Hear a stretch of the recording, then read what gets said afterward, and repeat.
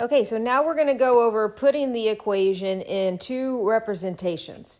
We're going to create a reasonable table about the word problem that we just had, all right? Once you have your equation, you can utilize your graphing calculator to make the representations happen, all right? So once you have this guy, start plugging that in. Now let's look at the directions for the table.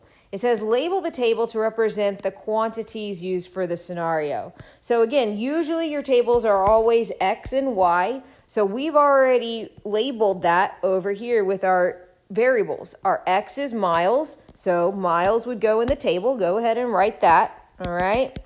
And then our Y is dollars. So, okay, dollars goes here, which makes sense. Like, we don't even know the amount of money that we're going to pay until we know the input of our miles.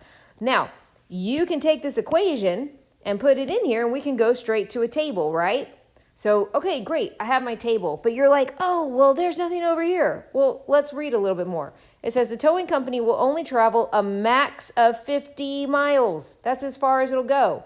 So remember, miles is here. The highest it's going to go is 50. So I know 50 will go there. And then we also need to make sure that we represent our y-intercept. So we need to know, oh, well, then there's also a 0, okay? Now, we should already start to figure out that if we don't even go anywhere in miles, there's always that initial fee, and that initial fee is $10. And look at the table. Oh, 0 goes with 10, right? So you can go ahead and put that there. We can also just type 50 to see what the cost would be once we go 50 miles. Well, that's 60. Now you can select whatever you want to go in between. I mean, you could say, okay, I want to know what it is for 10 miles. I want to know maybe what it is for 30 miles, for 40 miles. All right, that we leave the power to you. There's nothing certain, but you know that has to be from 0 to 50. Okay, you can pick up the pattern on your own, knowing like, oh, it's $1 per mile. So if I have to automatically pay 10 and I'm going 10 miles, well, that's 20. Or you can put it into Desmos. So it's like, oh, well, what would it be for 30 miles? Looks like it's $40.